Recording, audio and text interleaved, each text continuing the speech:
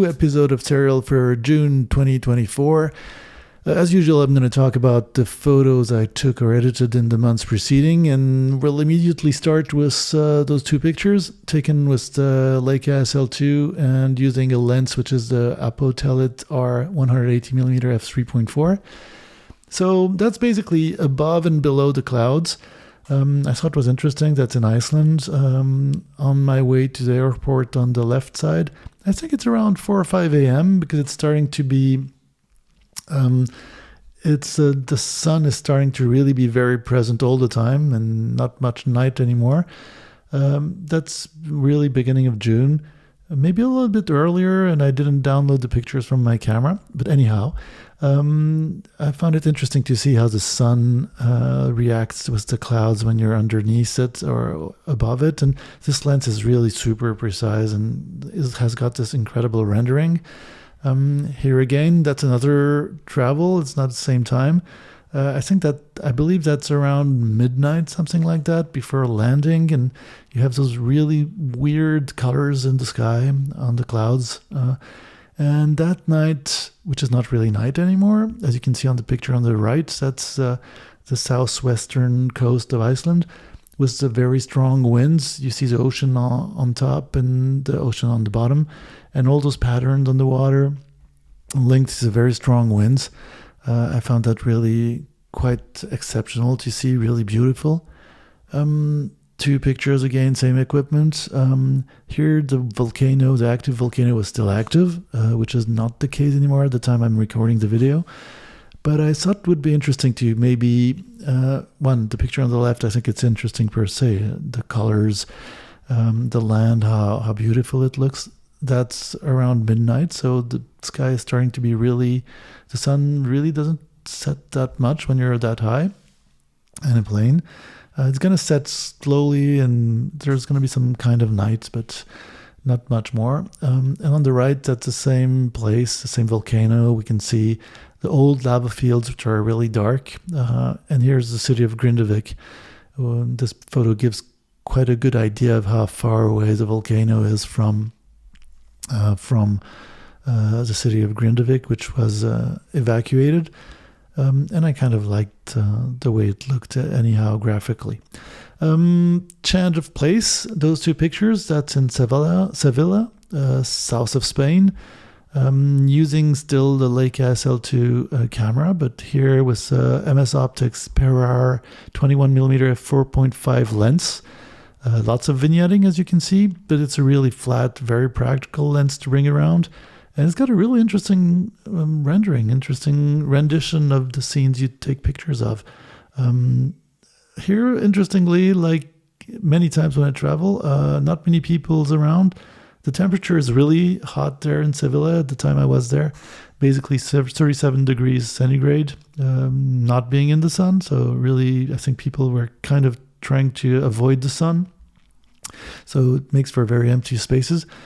I really like taking pictures of people, but for this series, I find myself, I usually don't post them online for specific works. And yeah, anyhow, here are two more pictures using the same equipment. You see this kind of strong vignetting from the flat lens, this flat lens, but really nice rendering. That's in a food shopping mall.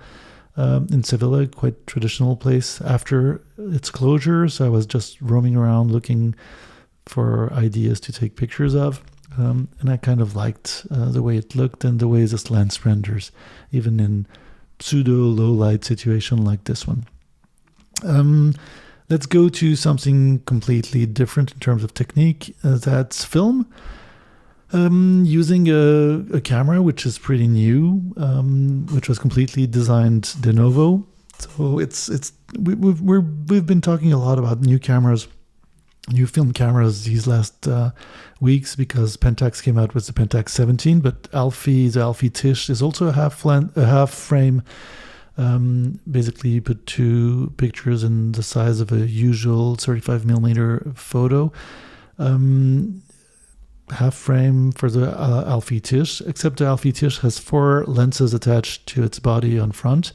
One with 2 optical elements, f8. One with one meniscus element, f8 too. Well, f8 also. One pinhole lens and one zone plate lens, which is some kind of weird diffraction circular pattern, which kind of acts like a focusing ring. You'll see the pictures. And because I'm preparing, I've been using this camera for months now and using many films. I'm going to prepare a video about it. Here I took 4 pictures of the same scene. That's on the coast of Lake Geneva at Eaux-Vives beach in Geneva, Switzerland. The picture on the left, that's a double lens, 2-element lens. The details are way better in the background, for example. The meniscus lens on the right, and then we go to pinhole lens on the left with those 2 pictures, and this weird zone plate lens rendering. As you can see, it gives for something way more experimental, but nonetheless very interesting in my opinion. One thing also I forgot to mention before, I'm using an expired film from 2005, Kodacolor 200 ISO film. So the colors are really off. It's very grainy. I kind of like using those old films. So yeah, for those of you who like using expired films, yeah, here's some examples. The next pictures are going to be the same equipment, this Alfie Tych camera, mainly using this double element lens because I kind of like it. On the left, 2 details, 2 chairs, a detail of a garden in northern California, and on the right, the Pacific Ocean near Half Moon Bay, south of San Francisco. Still using that film, so the colors are kind of off, very variable depending on the exposure. Here are the 2 pictures on the left. That's Lemon Lake. Actually, in the background, it's the Mont Blanc. Hard to see because of the sky's contrast, but yeah, kind of like this picture anyhow, even if it's not that interesting.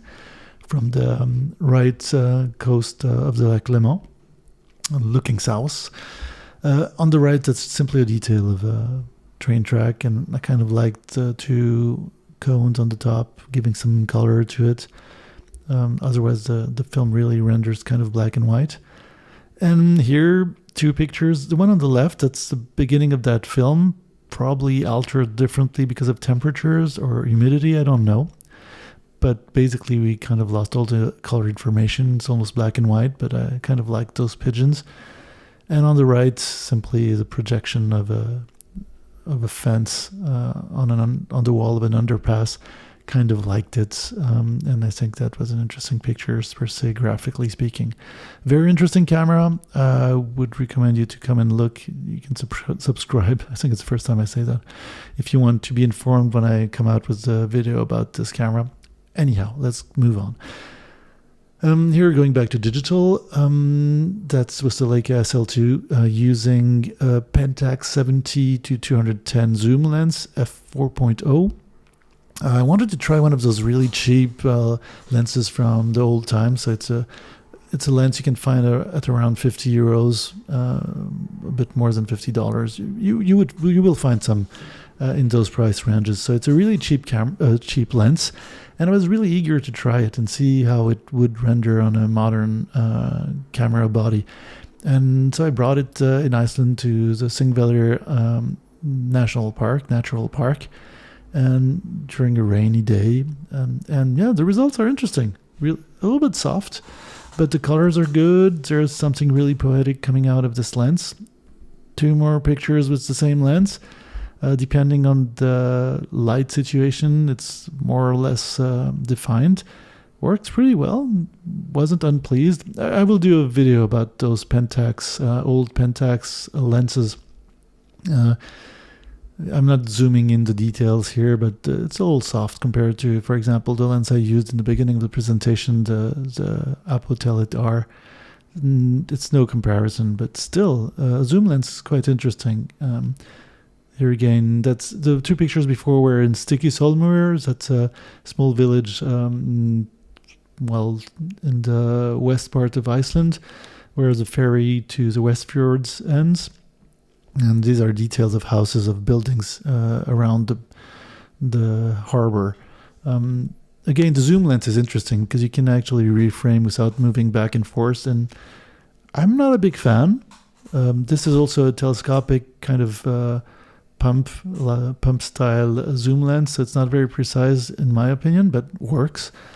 Here, as you can see, those are details of rocks in the Seville Natural Reserve, and yeah, very, very good for the price. I think people should, if you like that kind of rendering with a soft bokeh, as we can see on the picture on the left and the bottom, nice lens, and it's not expensive for all budgets. The camera behind is different, but anyhow, I think the lens is very important. The pictures you take here, again, same lens. That's at it's kind of a touristy attraction, but it's also southwest of Iceland, thermal mud. And basically there was a factory or something like that at the time, which has been disaffected, and now it's a site for tourists, but a really beautiful place.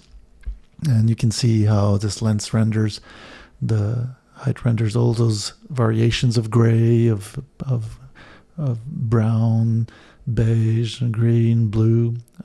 Two more pictures of those details. That's where the zoom lenses shine, because you can't really move forwards and backwards in those sites, sadly. But also it's to protect the sites because they're touristy sites. But here's a zoom lens really makes wonders. Here are two more pictures with the same equipment, same Pentax 70-210 f4 lens. The nature, the plants are really slowly blooming up. Lots of flowers on the left. That's artificial flowers, not artificial flowers, but planted flowers in one of the suburbs of Reykjavik. On the right, that's more natural, more natural flora. When the days become so long, lots of light and lots of water too, because it still rains, and yeah, the nature is slowly awakening. Change of equipment. Here we're going to an old camera, the Leica M8, the first digital rangefinder M-mount Leica camera. And here using a classic, the 50mm Leica Elmar 50mm f2.8, how did I say it, 50mm collapsible lens. Very practical because you can collapse it. You can't collapse it in every Leica M camera. The M8 has a really shallow inside, room. So you can actually collapse this lens inside it. But for more modern M cameras, you won't be able to. You might actually damage the camera. But here you can do it. And because the sensor it's an APS-H, because it's not full frame, it actually becomes a 75mm or so lens. And the sensor is not very sensitive to low light, so you get those weird noise patterns and color distortions, which I like. So here it is. That's what we get. Also using here some enhancements from digital algorithms, and that's in Photoshop, I think Lightroom, where I try to increase the resolution. And on a 10 megapixel camera like this one, it's interesting. Anyhow, that's a chair in the city of Geneva, in the street. I thought it was an interesting scene. Here are two details of the Eau Vive neighborhood in Geneva.